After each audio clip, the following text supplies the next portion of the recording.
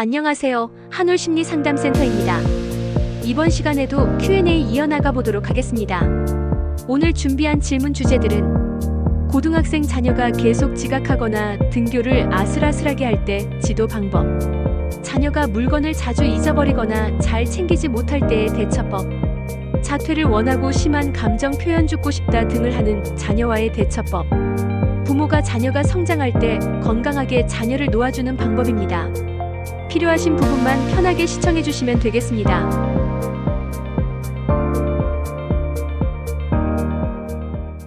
고등학생 자녀의 늦잠과 지각, 어떻게 도와야 할까요? 고등학생 자녀가 자꾸 지각하거나 아슬아슬하게 등교하는 상황, 많은 부모님들이 겪는 고민입니다. 알람도 맞춰놓고 전날 미리 당부도 했지만 아침이 되면 늦잠 자고 느릿느릿 움직이다 결국 또 지각하죠. 이것이 반복되다 보면 잔소리도 늘고 갈등도 커지기 마련입니다. 하지만 이 시기의 지각 문제는 단순히 게으름 때문이 아닐 수 있습니다. 수면 부족, 생활 리듬의 불균형, 학교에 대한 스트레스, 낮은 동기 등이 복합적으로 작용합니다. 그렇기 때문에 단순한 훈계보다는 아이와 함께 이유를 찾아보고 실질적인 대안을 함께 만드는 접근이 더 효과적입니다. 먼저 아이가 충분히 자고 있는지 확인해 보세요. 늦은 밤까지 스마트폰을 하거나 학업에 쫓기다 보면 만성 피로로 인해 기상이 어려울 수 있습니다. 또한 학교 생활이 너무 힘들거나 스트레스를 느끼고 있다면 등교 자체를 무의식적으로 미루는 경우도 있습니다. 이럴 땐 야단보다 대화가 우선입니다. 다음으로는 지각의 결과를 아이 스스로 경험하게 하되 책임감을 갖고 개선할 수 있도록 돕는 환경을 만들어주세요. 고등학생이라면 점점 자신의 시간과 생활을 책임지는 연습이 필요합니다. 알람을 스스로 맞추고 자기 전에 준비물을 챙기고 기상 후 바로 움직일 수 있는 루틴을 만드는 것이 도움이 됩니다. 일어나자마자 창문 열기, 세수하기 같은 작고 반복 가능한 행동이 효과적입니다. 부모의 말투도 중요합니다. 몇 번을 말해야 알아듣니? 같은 말보다 요즘 많이 피곤해 보이네. 내가 스스로 아침을 잘 시작할 수 있도록 도와주고 싶어라는 식의 태도가 훨씬 더 긍정적인 변화로 이어집니다. 무엇보다 중요한 건 아이를 믿고 기다려주는 태도입니다.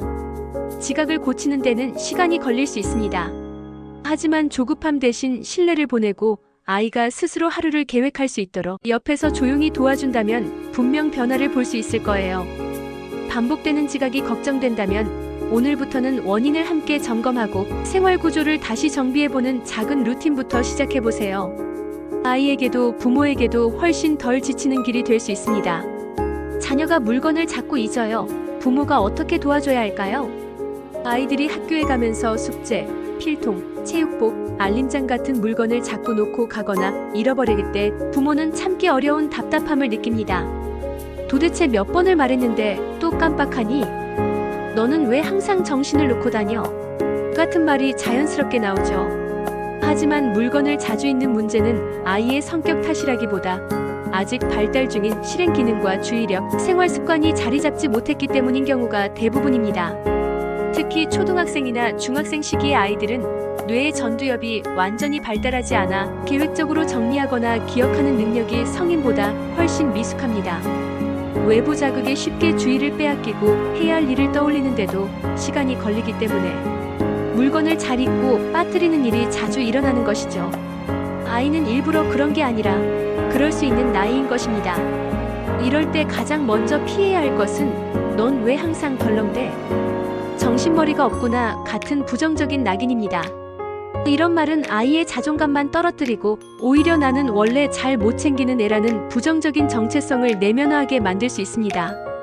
잘 챙기는 아이로 키우고 싶다면 꾸짖기보다 아이가 스스로 챙기는 구조를 만들어주는 것이 훨씬 효과적입니다.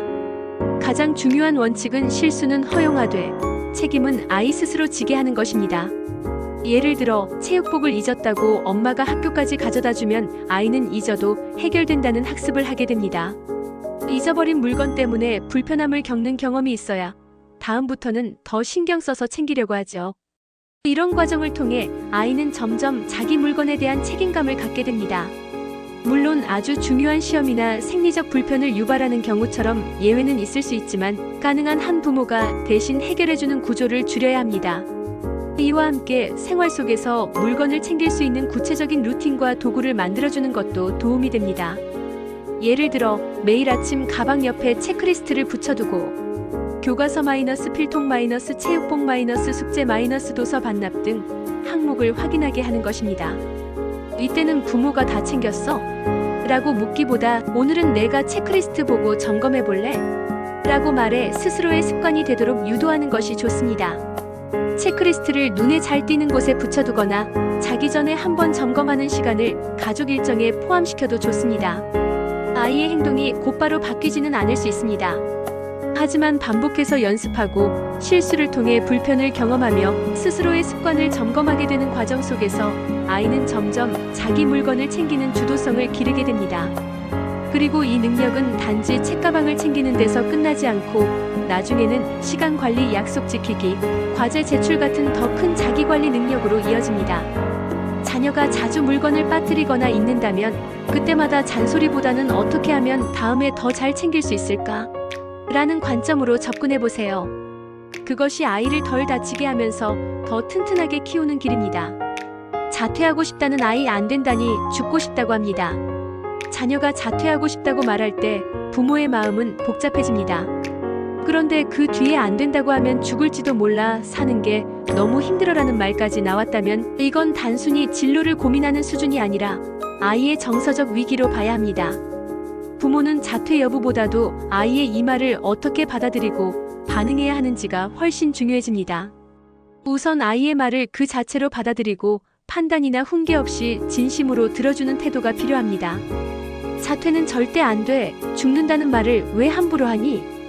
그건 협박이야 같은 반응은 오히려 아이를 더 벼랑 끝으로 몰 수 있습니다. 이 시기에 아이는 이미 극도의 무기력감이나 좌절감을 겪고 있는 경우가 많고 자퇴라는 단어는 그런 고통에서 도망치고 싶다는 표현일 수 있습니다. 자퇴 자체가 목적이라기보다는 지금 당장 벗어나고 싶은 절박한 심정이 드러난 것일 수도 있는 거죠. 그렇기 때문에 부모는 먼저 아이의 감정을 단정 짓지 말고 조용히 묻고 들어줘야 합니다. 그렇게까지 말할 만큼 힘든 거구나. 무슨 일이 너를 그렇게 지치게 만들었을까? 처럼 감정을 이해하는 말로 대화를 시작하세요. 그 안에는 친구 문제, 성적 스트레스, 학교 분위기, 교사와의 갈등, 자존감 저하, 또는 알 수 없는 무력감이 숨어 있을 수 있습니다. 아이 스스로도 그 원인을 정확히 설명하지 못할 수 있으니 판단보다는 기다림이 중요합니다. 동시에 만약 아이가 반복적으로 죽음을 언급하거나 구체적인 표현을 할 경우에는 반드시 전문적인 도움을 요청해야 합니다. 정신과나 청소년 심리상담센터, 지역 정신건 강복지센터 등에서 위기 개입이 가능하며 단순한 훈계나 가족 내 대화로는 감당하기 어려운 단계일 수 있기 때문입니다. 상담은 결코 아이를 병자 취급하는 것이 아니라 지금의 위기를 안전하게 건너갈 수 있도록 돕는 구조입니다. 그리고 자퇴 여부에 대해서는 일단 당장 결정하지 않아도 된다는 메시지를 주세요. 극단적인 감정 속에서 내리는 결정은 신중할 수 없고 오히려 상황을 더 후회하게 만들 수 있습니다. 지금은 너무 힘드니까 결정은 조금 천천히 해도 괜찮아. 우선 너 마음이 좀 회복되고 나서 같이 고민해보자라고 말해보세요. 부모가 유연하게 반응할수록 아이는 마음을 더 열고 이야기할 가능성이 높아집니다. 부모로서 당연히 아이가 학교를 포기하길 원하지 않을 수 있습니다.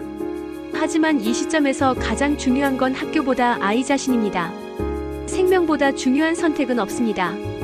부모의 목표는 학교에 다니게 만드는 것이 아니라 아이가 무너지지 않도록 지지하고 다시 삶의 방향을 찾도록 돕는 것입니다. 자녀가 자퇴와 죽음을 함께 이야기할 때 부모도 극심한 불안에 휩싸일 수 있습니다. 하지만 그럴수록 더 조심스럽게, 더 따뜻하게 반응해야 합니다. 지금 아이에게 필요한 건 방향 제시가 아니라 곁에 있는 어른의 이해와 안정감입니다. 그 마음을 토대로 아이는 비로소 도망이 아닌 선택으로 삶을 다시 바라보게 됩니다. 자녀가 성장함에 따라 부모가 건강하게 아이를 놓아주는 방법은 무엇일까요? 자녀가 자라면서 부모는 아이를 잘 키우는 법만큼이나 잘 놓아주는 법도 배워야 합니다. 아이가 유아기일 땐 모든 것을 챙겨줘야 했지만 시간이 지나며 스스로 할 수 있는 일이 많아지고 정서적, 신체적으로 독립을 원하게 되면 부모 역시 돌봄에서 믿음으로 중심을 옮겨야 할 때가 옵니다. 하지만 많은 부모는 이 순간을 두려워합니다. 아이가 더 이상 자신의 말에 의존하지 않고 의견을 내고 반항하며 때론 실수하고 넘어지려 할 때 본능적으로 개입하고 싶어집니다. 이건 위험해 보여서 저렇게 하면 실패할 것 같아서 아직은 어려서 잘 모르니까라는 말은 사실 부모가 불안해서 하는 말이기도 합니다. 그러나 진짜 자립은 누가 시켜서 하는 게 아니라 스스로 선택하고 책임지는 경험 속에서만 자랍니다. 건강한 노아줌은 아이를 방임하거나 손 놓는 것이 아닙니다. 오히려 더 정교한 신뢰와 존중이 필요합니다. 아이가 선택하게 두되 그 선택이 위험하거나 무책임해지지 않도록 질문을 던지고 방향을 함께 탐색하고 뒤에서 지지하는 역할을 해야 합니다. 예를 들어 친구 문제로 속상해하는 아이에게 바로 개입하기보다 내가 어떻게 하고 싶은지 먼저 들어볼까? 라고 묻는 것부터가 놓아주는 시작입니다. 특히 사춘기 이후 아이는 점점 부모가 통제할 수 없는 외부 세계와 관계를 맺기 시작합니다. 성적, 진로, 인간관계, 연애, 실패, 좌절, 도전, 이 모든 것을 부모가 대신 해줄 수 없습니다.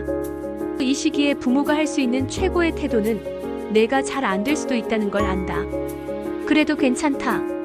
그걸 이겨낼 힘이 너에게 있다는 것도 나는 안다라는 신호를 주는 것입니다. 아이를 놓아준다는 것은 손을 떼는 것이 아니라 등을 밀어주는 것입니다. 더 이상 내 앞이 아니라 아이 자신의 인생 앞으로 나아갈 수 있도록.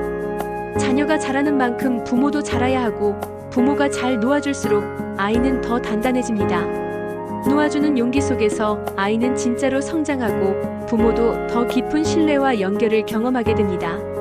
그때 우리는 비로소 아이를 키웠다는 말의 진짜 의미를 알게 됩니다. 오늘도 영상을 시청해주셔서 감사합니다.